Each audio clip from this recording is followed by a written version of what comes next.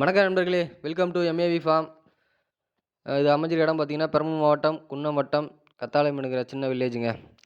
இது நம்ப ஃபார்மில ஒரு சின்ன அப்டேட்டு. நம்ம ஒரு 50 முட்டை கெப்பாசிட்டி இன்குபேட்டர் ஒண்ணு வாங்கிட்டு வந்தோம். அரியலூர் மாவட்டம் தத்தனூர் குடிக்காடுங்கிற ஒரு ஊர்லேருந்து வாங்கிட்டு வந்தோம். அதோட நம்ம ஃபார்மில ஒரு 5 கோழிங்கள்ல ஒரு கோழிக்கு 16 முட்டைன்னு ஒரு 80 முட்டை அடை வச்சிருக்கோம். 80 + 50 ஒரு 130 முட்டை ஆச்சு நம்மளுக்கு. எவ்வளோ பொரிக்குதுன்னு வெயிட் எதுவும் பார்க்கணும். ஒரு 2, 3 நாள்ல பொரிச்சிரும்.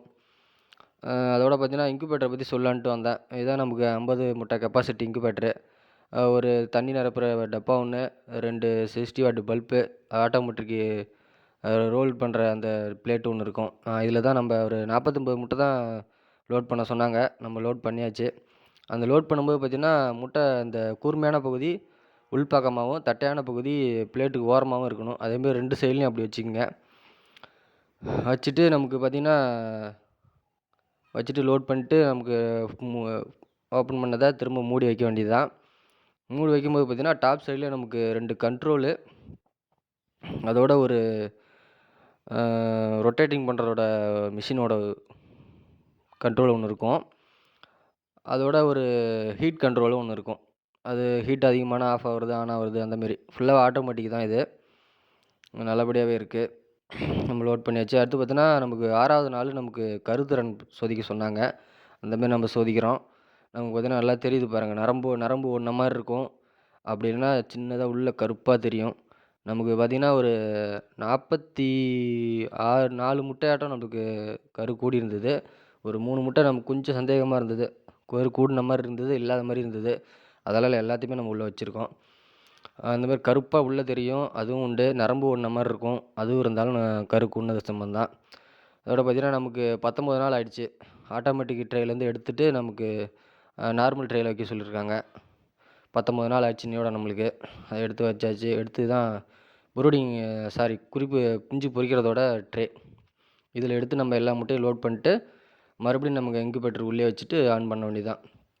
நம்ம ஹேண்ட்லிங் பண்ணும்போது பொறுமையா தான் பண்ணணும் முட்டைய. ஏன்னா கரு கூடியிருக்கும் எல்லாமே. இன்னும் ஒரு 3 நாள்ல நமக்கு முட்டை பொரிச்சிரும். 19 நாள் ஆயிடுச்சு நம்மளுக்கு. தொறந்துட்டு இது பார்த்தீங்கன்னா, இதான் நமக்கு ஃபர்ஸ்ட்டு இருந்தத விட 2வது டைம் பார்த்தீங்கன்னா, அந்த துணி போட்டு ஹியூமிடிட்டி கரெக்ட்டா லெவல் கண்ட்ரோல் பண்ணுறதுக்காக காட்டன் துணிய போட்டு, அதுக்கப்புறம் தண்ணிய வச்சு யூஸ் பண்ணணும். 2 டப்பா குடுத்துருப்பாங்க. எதுக்குன்னா, ஹியூமிடிட்டி லெவலு நமக்கு கம்மியா கிடைக்கும் அப்படின்னு சொல்லிட்டு 2 டப்பால குடுத்துருக்காங்க. நமக்கு இப்போதைக்கு 1 போதும். நமக்கு ஹியூமிடிட்டி செக் பண்ணுற மீட்டர் ஒண்ணு குடுத்துருக்காங்க. தேவைன்னா நம்ம அத செக் பண்ணிட்டு, தேவைன்னா அந்த 2வது டப்பா யூஸ் பண்ணிக்கலாம். நம்மளுக்கு இப்போதைக்கு 1 போதும். அதால நம்ம 1 தான் யூஸ் பண்ணியிருக்கோம். அப்புறம் காட்டன் நனைச்சாச்சு. நனைச்சிட்டு அது உள்ள அ அந்த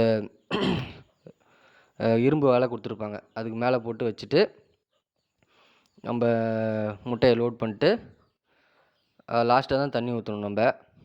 அந்த ஆட்டோமேட்டிக் ட்ரேக்கு மேல நம்ம ஹேட்சிங் ட்ரேவ வந்து தூக்கி வச்சிரணும். இது வந்து நமக்கு இப்போதைக்கு தேவையில்ல சின்னது.